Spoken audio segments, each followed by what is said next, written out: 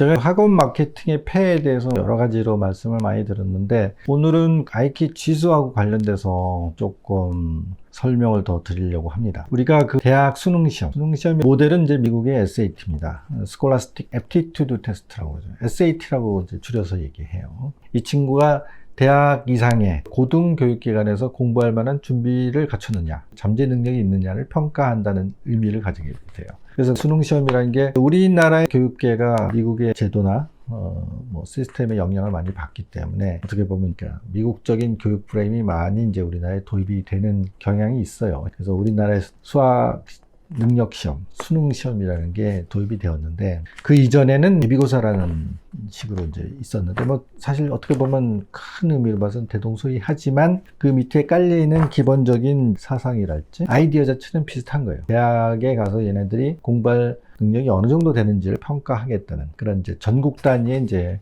시험을 보는 것이죠. 이 수능 시험이 9개의 등급으로 되어 있는 것은 아실 거예요. 그러면 이제 그걸 조금 설명을 해 드릴 텐데 9개의 등급이 있어서 시험 성적으로 봐서 과목별로 가장 좋은 점수를 받은 4%를 1등급을 부여하게 되어 있습니다. 그래서 그 4%의 아이들이 1등급을 받고요. 그곳의 다음 7%를 이제 2등급을 부여합니다. 그 다음에 세 번째 등급에서는 12%. 그 이제 그 누적적으로 보면 2등급을 받는 애는 4%, 7%에서 11, 전체적으로 10명 중에 가장 성적이 좋은 한 명이 2등급을 받게 되는 것이죠. 그리고 3등급을 받게 되면 누적으로 하면 23, 대충 4분의 1 정도 되지 않습니까? 그 다음에 이제 4등급은 다시 17%. 그걸 합치게 되면 대략 40%가 됩니다. 그리고 5등급이 20%. 그러니까 5등급이 제일 많은 거예요. 중간 등급이고. 그렇게 되면 거기까지만 60%. 그리고 이제 9등급, 8등급, 7등급, 6등급은 이제 4%, 7%, 11%, 12%, 17%가 이제 차례대로 배정을 하게 돼 있습니다. 근데 제가 누누이 말씀드렸던 것처럼 지능지수하고 성적하고 상당히 상관계수가 높습니다. 초등학교나 중학교 때는 그 어머니들이 아이를 이제 어떻게 관리하느냐에 따라서 다소 성적을 좀 올릴 수도 있겠죠. 중학교까지는 여전히 소위 학원에서 열심히 기출문제를 많이 푸는 연습으로 이제 성적 관리가 좀 됩니다. 하지만 고등학교가 되면 그렇지 않거든요. 학원에서 문제풀이만 가지고는 성적 관리가 잘 안 됩니다. 그리고 고등학교 3학년 정도 돼서 이 아이들의 소위 수능 점수와 전반적인 내신 평가도 이제 9등급으로 돼 있으니까 그런 것들하고 아이하고 지능지수를 딱 대비해서 평가해 보면요. 무서울 정도로, 놀랄 정도로 거의 비슷합니다. 그런데 이제 제일 최상위 1등급 아이들은 반드시 지능지수를 따라가지 않는다는 것은 제가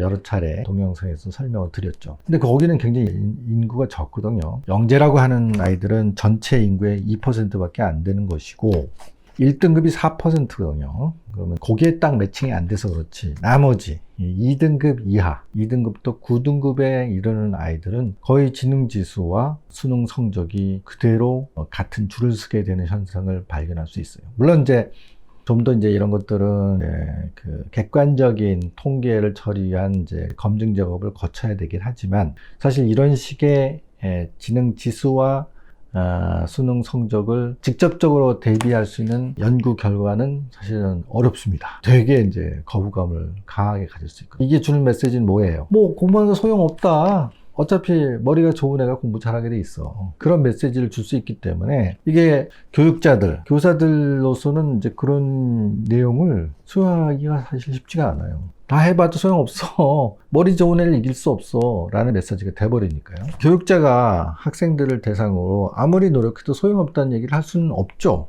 하지만 우리가 이제 이렇게 경쟁이 치열한 상태에서 똑같은 평가 툴을 가지고 소위 일제고사를 보는 형태 같은 문제로 표준화 검사 방식 이렇게 표현하는데 그런 상태에서 그리고 모든 사람이 다 열심히 하는 상태에서는 실제로 지능지수하고 성적은 줄을 쓸 수밖에 없는 상황이 실제로 있는 것입니다. 자, 그거를 우리가 뒤집어서 생각할 필요가 있다는 거예요. 즉 너무 아이들을 성적 경쟁으로 몰아붙인다는 것은 어리석다는 것이죠. 이게 9개의 등급으로 나누게 되면 그거를 지능지수의 정기분포하고 딱 대비해보면요. 정확하게 떨어집니다. 그러니까 1등급이 125예요. 지능지수가. 125 정도의 지능지수를 가진 애는 딱 100명 중에 4명이 발생하게 됩니다. 2등급이 120, 2등급이 선이 되는 게 120이에요. 3등급이 115예요. 4등급이 105예요. 그리고 105에서 95. 그 10포인트 사이에 전 차이가 딱 20% 들어가게 돼 있어요. 거기가 5등급이에요. 그럼 대체적으로 봐서 9개의 등급이 있다 그러면 지능지수로 6등급에 있는 아이가 결코 5등급에 들어가기가 현실적으로 쉽지 않습니다. 넘사벽이에요. 5등급의 아이가 4등급에 들어가기가 쉽지 않습니다. 절대로 불가능하다는 얘기는 아니지만 자기의 등급을 한 개 이상 상향해서 진입하기가 쉽지 않습니다. 그렇기 때문에 우리가 수많은 사람들이 수많은 시간을 사교육이라든가 선행학습이라는 것에 엄청난 돈을 퍼붓고 있지만 실제로 그걸 통해서 상향할 수 있는 수준이라는 게 막연히 생각하는 것처럼 크지 않습니다.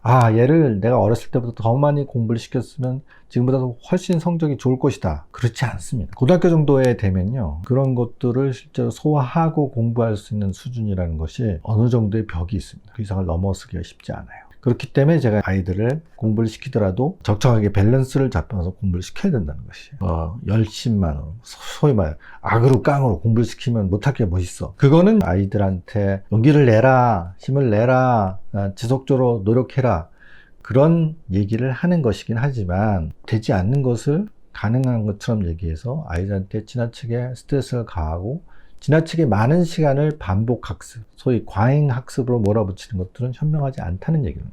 물론 센터의 아이들은 지능지수가 높기 때문에 더 많은 가능성을 가지고 있는 건 사실이에요. 지금 현재 얘가 보이고 있는 성적 분포라든가 수준이라든가 문제를 풀이할 수 있는 능력은 사실은 모티베이션만 되면 상당히 짧은 시간에 많은 노력을 하지 않고도 개선시킬 수 있는 게 사실이에요. 하지만 그것을 막무가내로 밀어붙이고 아니면 압박하고 아니면 잔소리를 해서 그런 걸 끌어낼 수는 없습니다. 좀 더 고차원적인 접근이 필요해요. 아이한테 모티베이션을 할 수 있는 나름대로 설득력을 가지려면 부모님들이 사실 조금 차원이 높은 공부를 하고 아이들한테 동기유발의 핵심에 접근할 수 있는 그런 메시지를 지속적으로 던지고 그리고 상당히 전략적인 포지션을 잘 유지하셔야 됩니다. 그런 것들을 같이 고민하자는 것이 이든센터의 하나의 목표라고 할 수 있고요. 그걸 구체적으로 어떻게 풀어나갈 것이냐에 대해서는 지속적으로 제가 동영상을 통해서 여러 가지 형태로 제시해 드리려고 노력을 할 것입니다.